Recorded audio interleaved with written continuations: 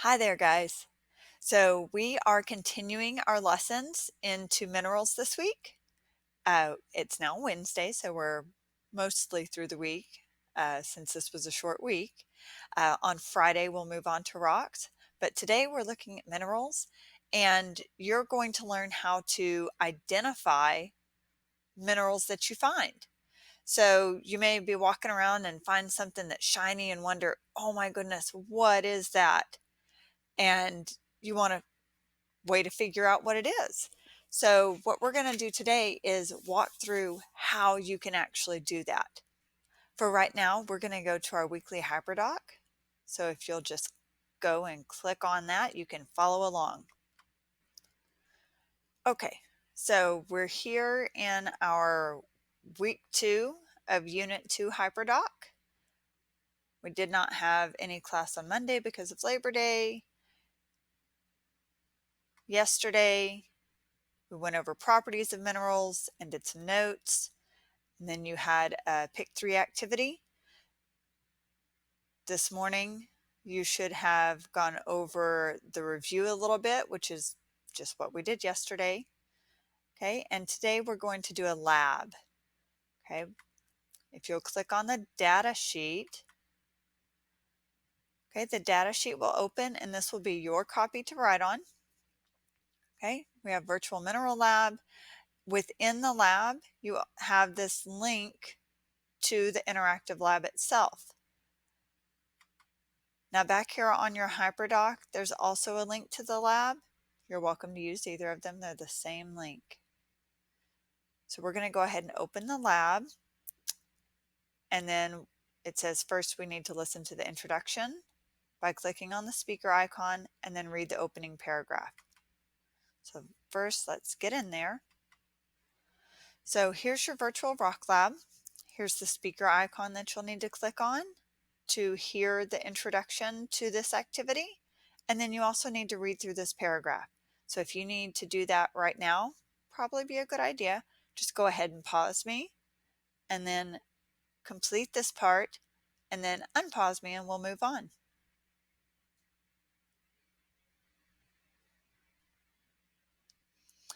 Now, you should have already listened to the introduction by clicking on that speaker icon and read the opening paragraph. Next, follow the lab exercise by selecting the Introduction to Rocks and Minerals. Here you will explore the various physical properties related to identifying minerals. Go through each quality and complete the tasks. Record your final answers within each table. For this part, you're going to complete numbers 1 through 7, which is all here on this first page. Let's go ahead and go to that section so that we can take a look together. So Introduction to Rocks and Minerals.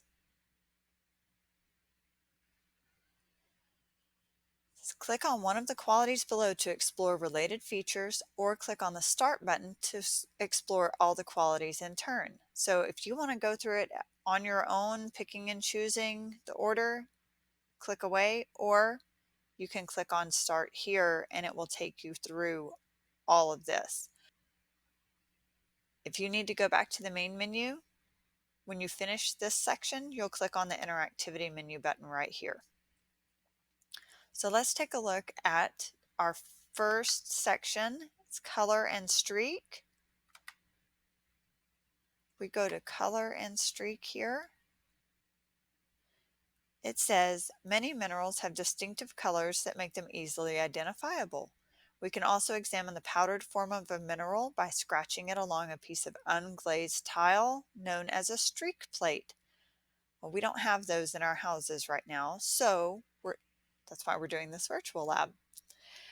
For minerals that have a not so distinctive color, the streak can provide more clues. However, some minerals are harder than the streak plate, so although the streak may appear white, this is really no indication of the mineral's color. So what we're going to do here is it says match the streak with the minerals shown: greenish black, colorless, red, or dark gray. Ooh.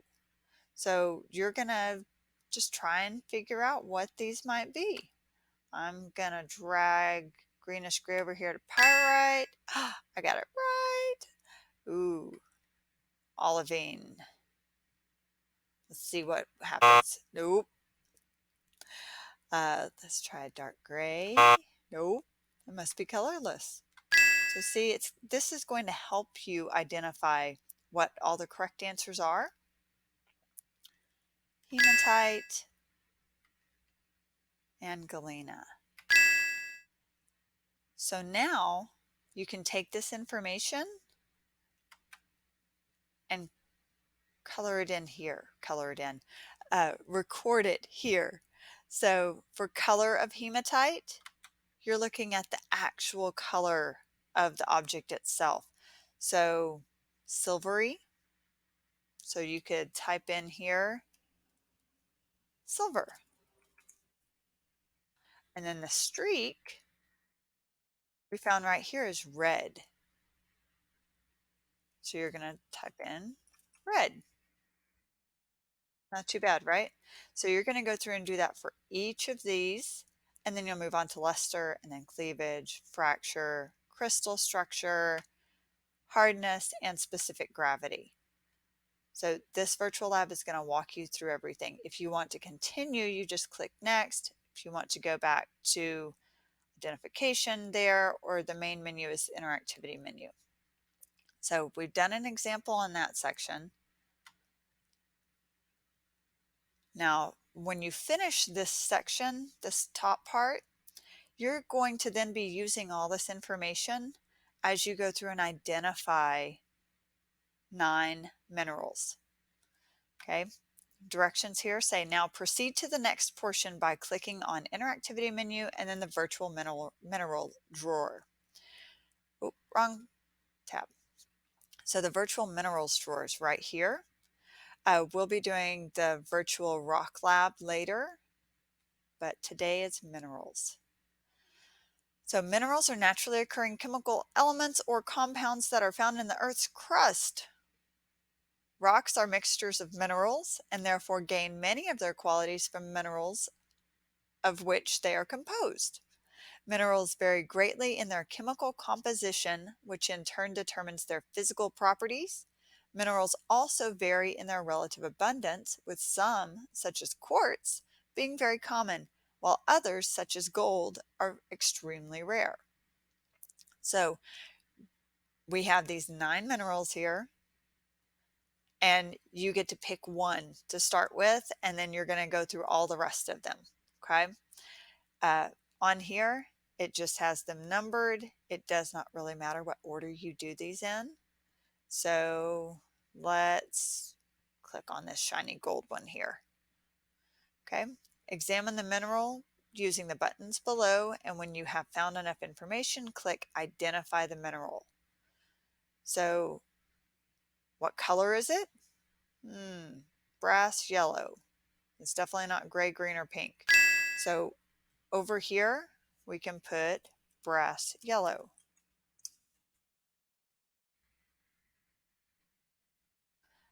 Another feature. Luster. What luster does this mineral have? Now remember, we didn't do this together, but in that first section, you should have already learned how to identify luster. So it's either dull, metallic, vitreous, or pearly. This looks kind of shiny like a metal. So we're going to say metallic.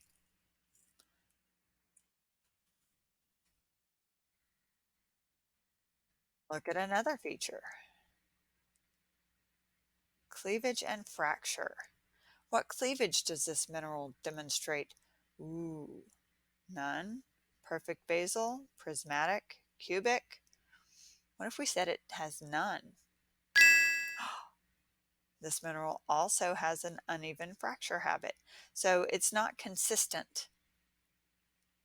Okay, fractures are going to have very consistent, or cleavage will have a consistent look to it. This is kind of random. So cleavage will be none. Let's look at another. Crystal system. Ooh, what crystal system does this mineral belong to? hexagonal, monoclinic, massive, cubic. Oops, not monoclinic. It's cubic. So again, if you get something wrong, this interactive identification lab is going to make sure that you understand, no, that's not it. So as you're going through this, this is just going to be a matter of working your way through so that you can learn what the characteristics of all these different minerals are. So we're going to go ahead and put in cubic, and that was for our crystal system.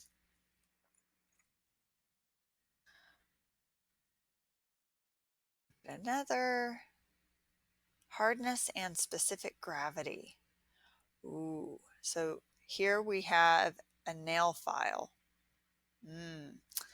You're going to have to think back to what the hardness scale was and how hard that nail file should be. Okay. Remember, we're using the Mohs hardness scale, which goes from 1 to 10, with 10 being the hardest object or mineral and 1 being the softest.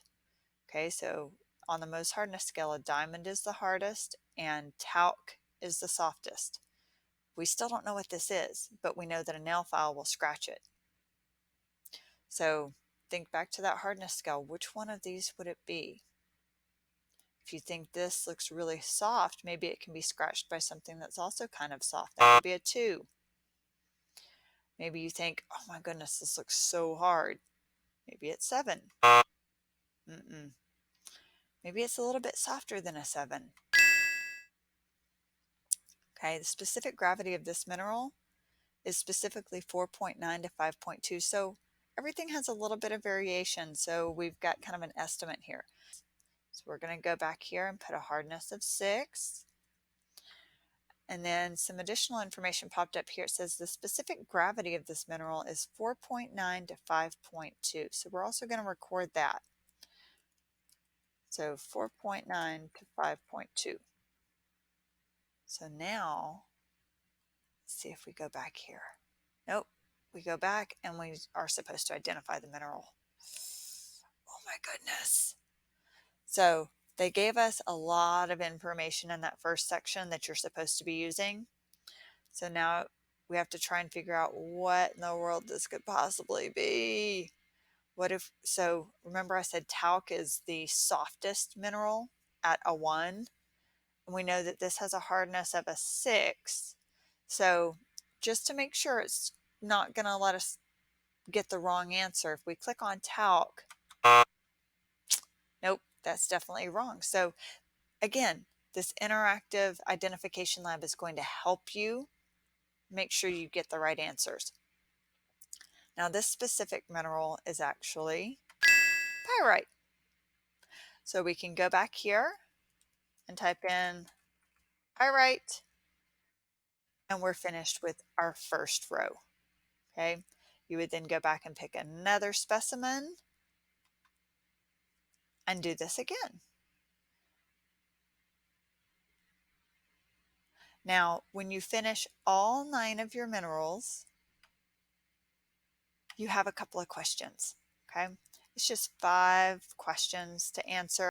If you need help answering any of these questions, you can always go back through what you've already answered up here, which by the time you get to the bottom, all this should be filled in. Or you can go back to the lab itself. You can re-listen to the intro for the lab. You can reread the paragraph, go back through the introduction here, look at all the specific qualities, or you can go back through the mineral drawer. And then when you finish this, you're going to turn it in. Okay, and if you have questions, send me a message or ask questions during our virtual meeting. Good luck, and make sure you use your resources. I'll see you at the next class or at the virtual meeting.